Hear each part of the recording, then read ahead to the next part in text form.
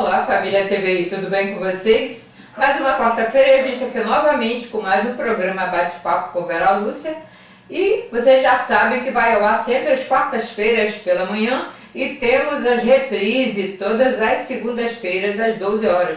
Sempre com profissionais capacitados e assuntos relevantes aí para a nossa população e para o mundo inteiro. Lembrando também de agradecer à empresa Westlink Tecnologia, 100% fibra ótica, parceira da TVI desde o início. Quem quiser conhecer um pouquinho do trabalho deles, é só entrar em contato pelo 0800 718 7875 ou 3952 5273. E a TVI também ela pode ser encontrada onde você estiver, diretamente no seu tablet, no seu celular, na sua TV Smart, com o aplicativo TV Digital, Orbe TV, Unique TV, CX TV, TV Box e no novo canal do YouTube, canal TVI Itaipuaçu. E também no nosso site, onde vocês podem encontrar toda a matéria com as fotos na íntegra, que é o www.tvitaipuaçu.com.br.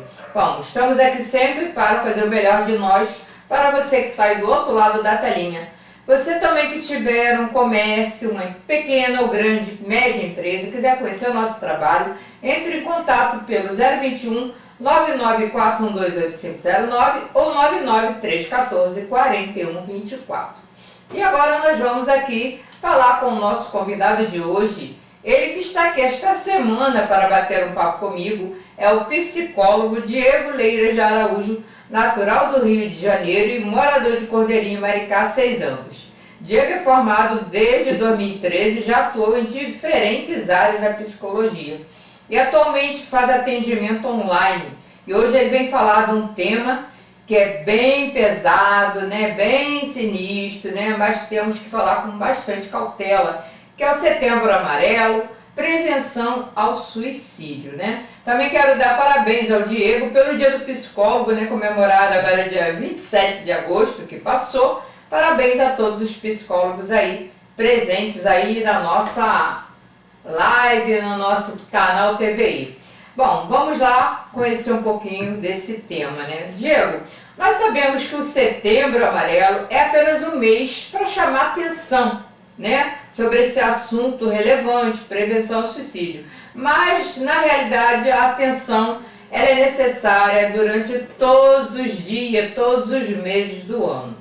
Sendo assim, quais os fatores de risco que podemos levar ao suicídio? Olá, Vera. Olá, nossa audiência. Esse tema é um tema muito que já foi tabu, né? Um tema tabu. Hoje em dia nós temos aí o Setembro Amarelo, ao qual nós começamos a falar mais sobre esse tema, né? Então, o mês de setembro passa a ser esse mês de alerta. E os fatores que levam uma pessoa a entrar em risco de suicídio, eles são inúmeros, né? Além de fatores biológicos, consumo, uso de drogas, alguns fatores psicológicos, outras comorbidades, mas o fator social ele é muito importante, né? A sociedade, né, ela exige muito das pessoas. Nós vivemos em tempos de muito preconceitos, muita opressão, e isso também são fatores sociais que levam uma pessoa a ter, né, muitos indícios para que o suicídio aconteça. Então, racismo, preconceitos e opressões são fatores também sociais que implicam em uma possibilidade de uma pessoa a cometer suicídio. Bom, então é muito importante a gente ficar ciente, ficar de alerta aos sinais, né? Quais são os sinais, assim, você como psicólogo, que uma pessoa ela pode dar para você ter uma ideia que ela quer se suicidar, que ela pretende se suicidar? Muitas pessoas falam que quem quer se suicidar não dá sinais. Eu acredito que dá sinais sim. É que a gente às vezes não percebe, né, isso? É verdade. Tem essa coisa de que quem quer fazer não fala. Não, não é bem assim. As pessoas falam, né? O corpo fala, né? O corpo fala, a pessoa dá muitos sinais, só que não tem manual de instrução para dizer vai ser sempre dessa forma, porque cada pessoa é uma pessoa. Então, O isolamento pode ser um fator importante a ser considerado. As falas, né?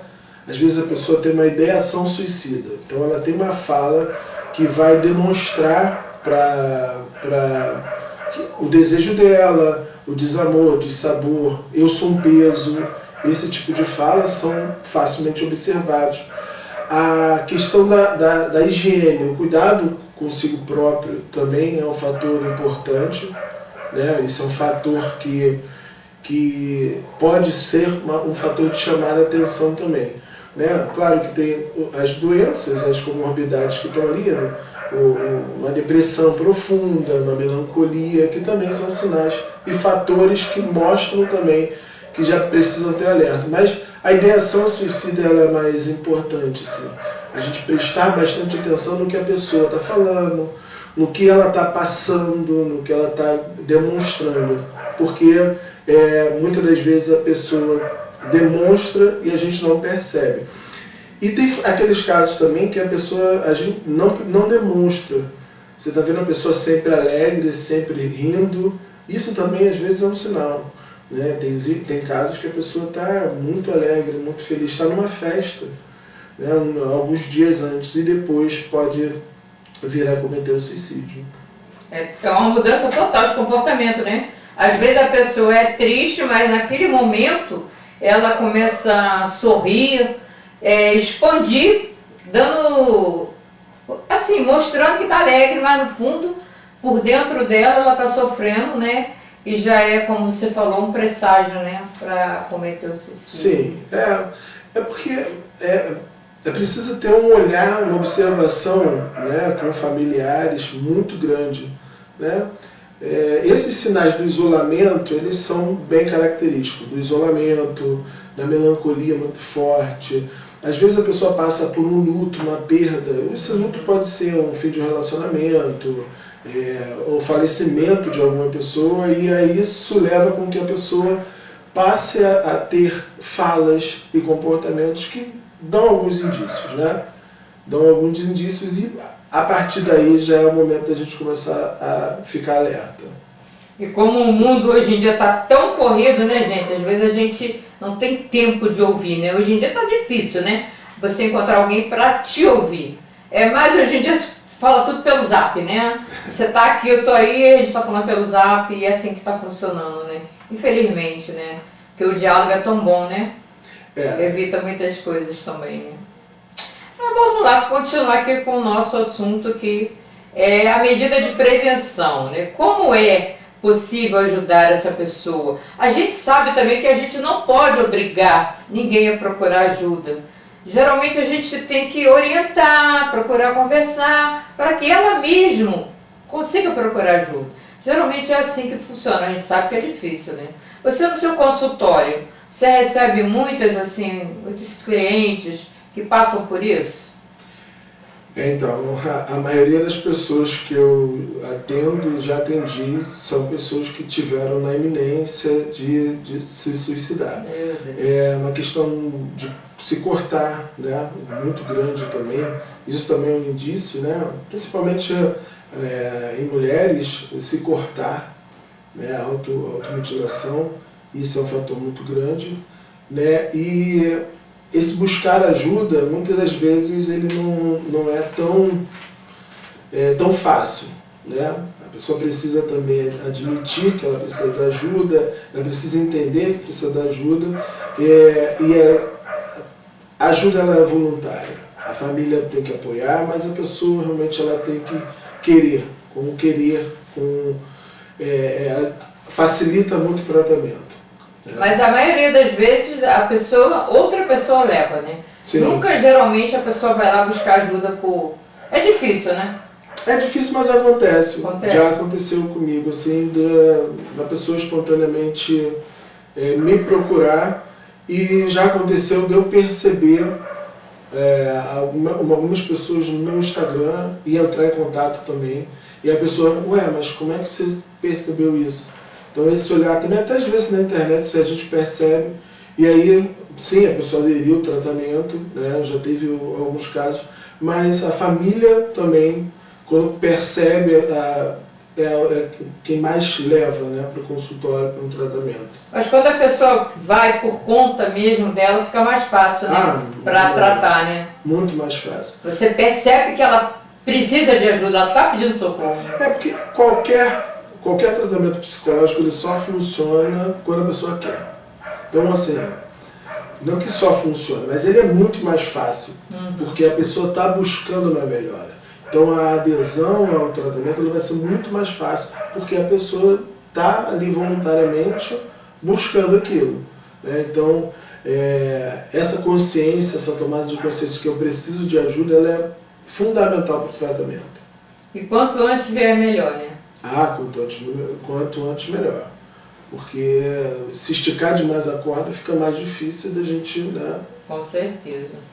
Agora, a gente vai falar de surto, né? Em caso de surto, quem a gente acionar em uma emergência? Existe, assim, ajuda nas redes públicas? Porque a coisa acontece de uma hora para outra, às vezes você está despreparado e você não sabe onde buscar ajuda, né? Sim, apesar de terem acabado com aquilo que a gente chamava de manicômios, essas coisas, os hospitais públicos eles têm emergências para caso de surto. Então pode ser acionado o SAMU, pode ser acionado o bombeiro, serão encaminhados para os CAPS depois, né, para essa RAPS de saúde ali, mas em caso de surto, hospital. Encaminhado para o hospital, pode ligar para o bombeiro, para o SAMU, né? E também tem o CVV 188, que é para casos, não para um caso de surto, mas para um caso de uma conversa também. No caso, CVV seria o quê? Centro de Valorização da Vida. Legal, né? Para um diálogo, quem sabe, né? Poder ajudar bastante, né? Então, assim, numa emergência, numa madrugada, 24 horas de serviço, ligar para o CVV 188, depois buscar um tratamento mais a longo prazo. Mas em caso de emergência, pode ligar para o SAMU, para o bombeiro, que eles atendem e encaminham para o hospital. Muitas vezes, né, Diego, a gente percebe, né, que é difícil falar com a própria família, né? Às vezes busca ajuda com outras pessoas de fora, às vezes um amigo, né, um colega de atividade, de trabalho, mas nem sempre são pessoas que saibam aconselhar perfeitamente, né? Isso também pode ser muito perigoso, né? Que às vezes pode ajudar e às vezes pode atrapalhar, né? Às vezes as pessoas procuram alguém de fora porque o problema pode estar na família também. Né? A gente vive em sociedade, a sociedade ela nos adoece, ela nos cobre, da mesma forma como a gente modifica a sociedade nos modifica. E a família é uma sociedade. Então, às vezes, o problema pode estar dentro da família. E buscar amigos é importante, até para poder se abrir, mas a busca por um profissional adequado é muito mais importante, porque a escuta é diferente. Claro que você se abrir com um amigo ajuda, alivia, mas para um tratamento é necessário que seja com um profissional. Mas quando esse amigo percebe também, ele pode acionar uma rede de apoio, que aí pode ser a própria família ou o próprio tratamento, acompanhar a pessoa para um tratamento também, que pode acontecer. Então, Diego, a gente vê um paciente acamado, mesmo ele estando tá acamado por causa de uma depressão profunda, mesmo tomando medicação, ele pode vir a cometer o suicídio?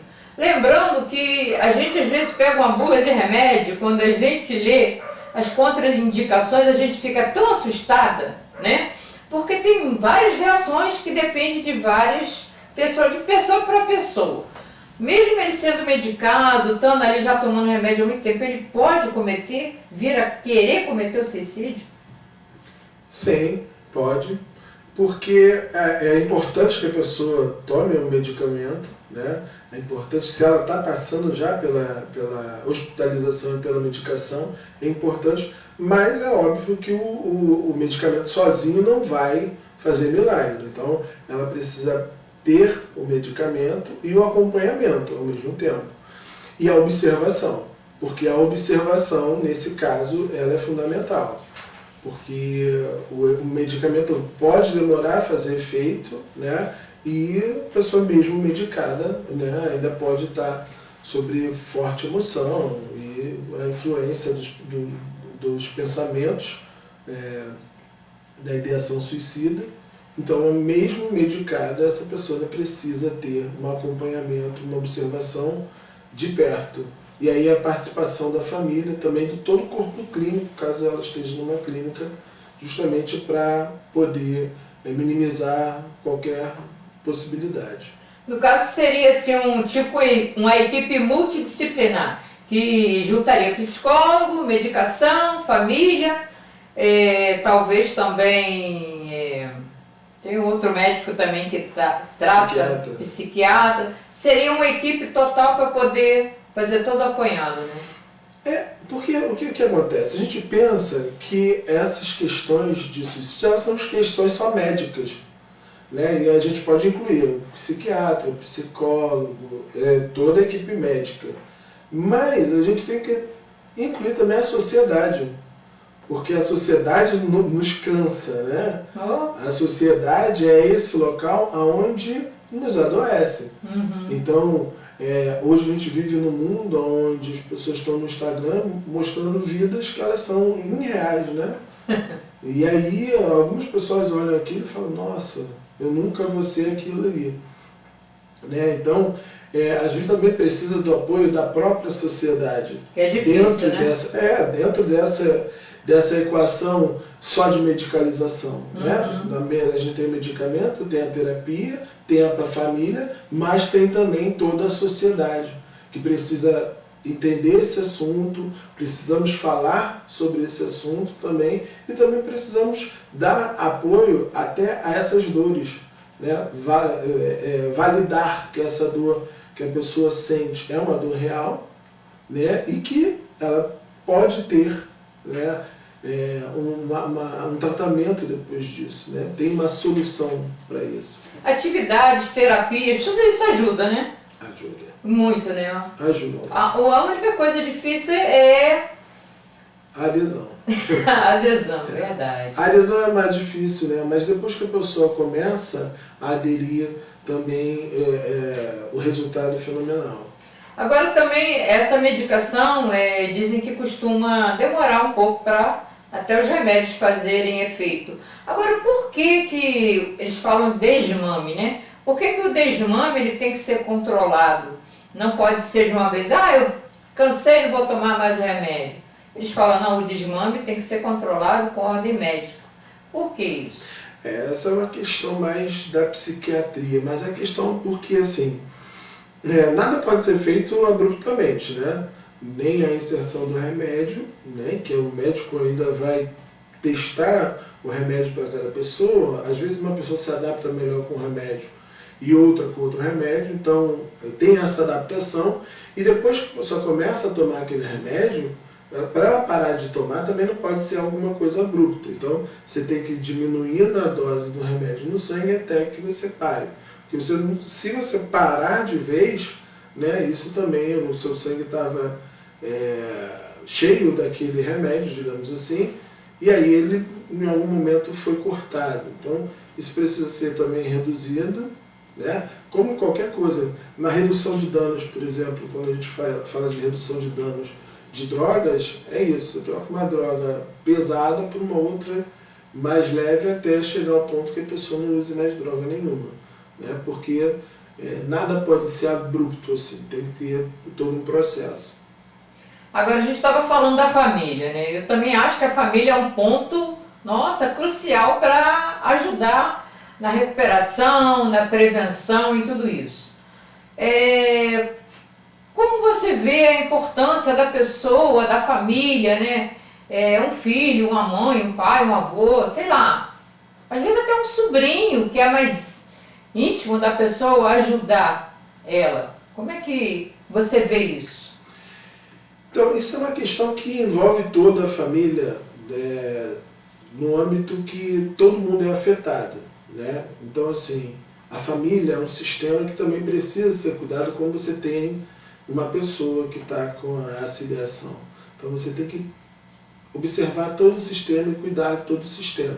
Porque quando você fortalece uma mãe, um pai, esses também terão forças para cuidar desse parente, filho, enfim, quem seja. Então, a família é um sistema fundamental em volta desse indivíduo ali, e é fundamental que a família também seja cuidada, para poder fortalecer essa pessoa, para que ela consiga sair dessa situação. Então, o apoio da família é sempre, né? A adesão da família ao tratamento também é fundamental para que qualquer pessoa saia de situações, qualquer uma que seja de situação difícil, né? Não necessariamente só do suicídio, mas outras situações onde a família adere ao tratamento, tudo fica mais fácil. É por isso que quando um médico, um psicólogo, um psiquiatra vai atender o paciente, depois ele sempre chama a família para conversar, né? Separadamente, né? Geralmente fazem isso. Anamnese, né, que eles falam, né? Aí é separadamente para vocês compreenderem, né, cada um da família para poder tratar melhor, né? Porque você precisa entender, compreender o todo, né? Precisa compreender o todo. O sistema. Quando a gente fala na terapia sistêmica é isso, entender o sistema. Porque a pessoa não é um ser isolado. Ela não está ali isolada. Ela tem todo um sistema que envolve. É trabalho, é família, é escola. Né? E a escola ultimamente é um lugar de muitos problemas, né? Porque a gente tem a questão do bullying aí, que é um problema muito sério. A rede social é um local de muito problema, muito complicado também. Então os pais, é importantíssimo que os pais monitorem essa rede social, e isso tudo é um sistema. A família, a escola, o trabalho, né? Porque no caso do trabalho a gente tem os casos de burnout, né? A pessoa está tão estressada no trabalho, né, que entra em síndrome do pânico, não quer voltar. Então tem todo um sistema que deve ser olhado para a gente não falar só que é aquele indivíduo que está... O problema é ele, né? Bom, infelizmente a nossa entrevista já está chegando ao fim. Eu vou pedir o Diego para deixar as considerações finais. Se teve algum assunto que a gente deixou de falar que seja importante, deixe também suas plataformas digitais. Se quiser deixar o contato, você também atende online, né? Sim, entendo. Fica à vontade. Obrigado, tá, pela oportunidade. Que isso, imagina. Esse tema é um tema que ele não se esgota assim, né? Não falar em meia hora. A gente precisa de mais tempo para conversar sobre isso, sobre o que é tentativa, ideação. E esse tema, ele ganhou espaço ali com a música do Emicida, né, Amarelo. Então, naquele 2 anos atrás, essa música trouxe esse tema ao debate mais amplamente. E eu digo para você que hoje tem alguma ideação suicida, a vida vale a pena. Nós temos várias formas de poder te ajudar. Você pode entrar em contato com o CVV. O meu telefone de contato é o 9798-09218 também. Eu atendo em caso de emergência, estou atendendo online. E busque ajuda porque é importante e a gente consegue sim dar sentido. Porque o pensamento suicida, ele acontece muito quando a pessoa perde o sentido da vida, quando ela perde esse valor pela vida. E a gente consegue mostrar muitas das vezes que a vida tem sentido, que é possível encontrar novos sentidos para a vida e que a vida tem valor. Então, busque ajuda. O número do CVV, vou repetir, do Centro de Valorização à Vida, é 188, né? Então, busque ajuda e com certeza você vai encontrar alguém que possa te ajudar. Com certeza. Você quer deixar beijinhos? Queria mandar um abraço, né? Um abraço, um beijo, né? O meu sobrinho que me acompanhou aqui, João Emanuel, para minha filha também, queria mandar um beijo para ela. e para todos os meus irmãos que eu sei que estarão me assistindo. Com certeza, né? Eu quero deixar esse pequeno certificado com você, para você lembrar sempre que teve aqui no canal TVI, né? É uma emissora aqui que abraça todo mundo, né? Então, gente, é muito bom receber cada um de vocês aqui. E lembrando que você é importante, todos nós somos importantes, a vida vale a pena. E eu vou deixar meus beijinhos aqui para minha irmã Sônia Lopes, que está fazendo aniversário, Deise Cardoso, Ana Nazaré, Edson Brito, Josefa Neves, Cris Correia, Adriana Gusberto, Adega Forleta e Elane Portugal. Um beijo a todos vocês que estão sempre participando aqui com a gente. Uma boa semana a todos e com Deus.